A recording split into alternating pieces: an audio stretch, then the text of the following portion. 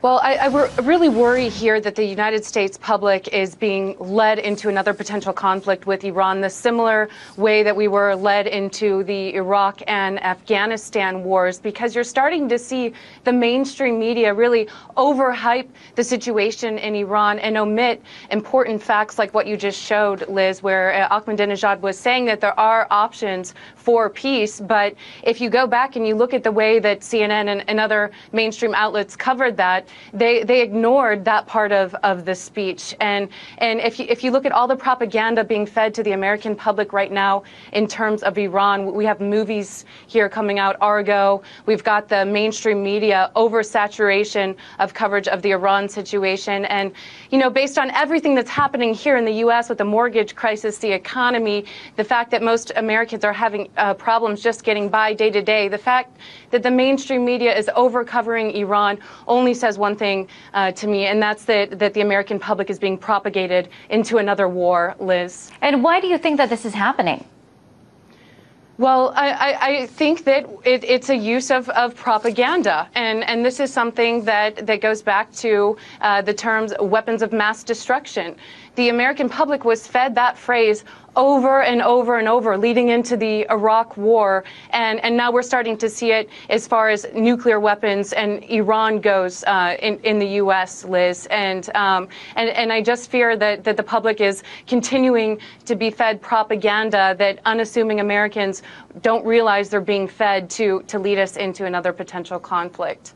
Now, the job of the media is supposed to be, this fourth estate and to, show, all possible angles and basically just to report the truth. What do you think it is? I know that you worked for CNN. Why would it be otherwise? Why would they be presenting war propaganda, as you call it?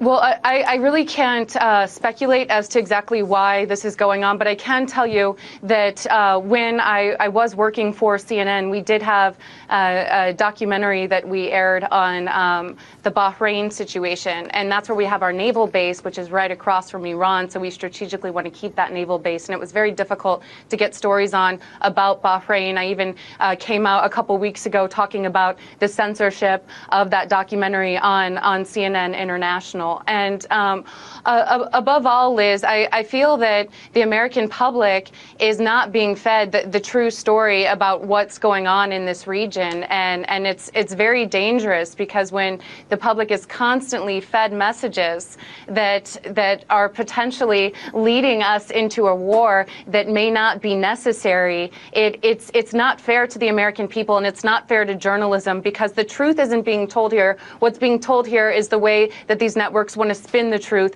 and that's leading us into another potential conflict with Iran. And I've been trying to tell my followers on my Facebook page and on Twitter to really open your eyes, because once you notice and start to you take the blindfold off, you start to see all of this anti-Iran propaganda floating through the American mainstream media, and it's symbolic of exactly what was going on before the wars in Iraq and Afghanistan, Liz.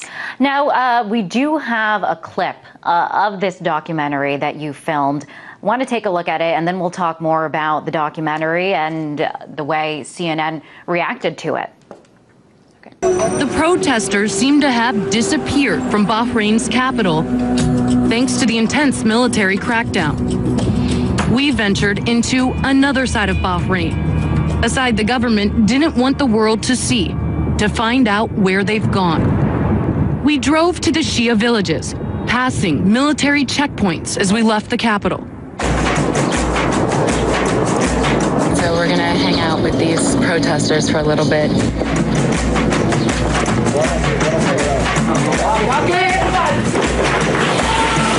This is what the protests look like today. Young boys who've been hit with tear gas. Now, the documentary that we just saw a clip of never aired. It never aired on CNN International. Why not?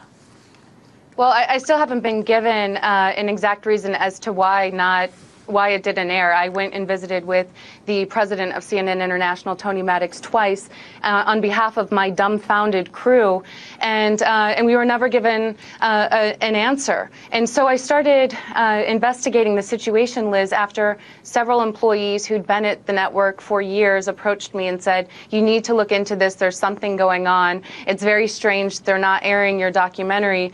And after some investigation, we found out that CNN International is actually making money from the Bahrain regime. They are a customer of Bahrain. Bahrain is paying CNN International to create content that shows Bahrain in a favorable light. And then air, also not only to create that content, Liz, to then air that content on CNN International. And in one of the shows, it was called I List Bahrain. It was back in 2010. It was sponsored by Bahrain. And Richard Quest was live from the country for a week talking about the Formula One race and how progressive Bahrain was and how the Crown Prince was a reformer. Well, we saw in February 2011 that under the Crown Prince's rule, the military troops shot and killed unarmed protesters in broad daylight. And this is very dangerous because what CNN is doing, and they're not only taking money from just Bahrain, they've also produced similar content for Georgia, Kazakhstan, and other nations as well, Lebanon. And what makes this dangerous is they're not disclosing to the viewers that these sponsored programs are actually being sponsored. Or if they are disclosing it, it's in very small gray lettering at the bottom of the article. And that's dangerous not only to our foreign policy, but once again, making the American public and the public in general that's watching this network think that there are rosy situations happening in these countries when that's not the case, as we've seen with Bahrain. And it's defrauding viewers and it's defrauding their own journalists. I was not told as a journalist working at the network that this was going on. It wasn't clearly disclosed to me that at the same time I was investigating the Bahrain regime, Bahrain was a paying customer at CNN, Liz. And you did this all, you found this out all through your own research. What did CNN tell you in terms of when you were like, hey, why aren't you playing my documentary that I risk danger and to bring this story? And what did they tell you as to, why they weren't playing it? Well, that's what made me more suspicious, is because they never gave us an answer. They never told us why they weren't playing it, even though I asked the head of CNN International twice about it, and even bosses above me told me they didn't have answers for me, and I'd have to go searching for those answers. So that pretty much, as an investigative reporter, tells me that something's going on. And so on behalf of my crew, I got to get to the bottom of things, Liz. I mean, we had fixers and drivers in Bahrain who are currently now have been laid off because they helped us film that documentary.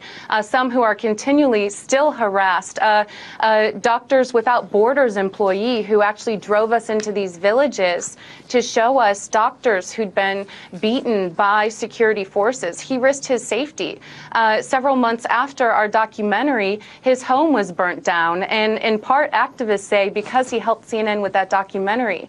I mean, these sources, these people on the ground did not know that at the same time CNN was taking money from this regime to make rosy content that would negate their content.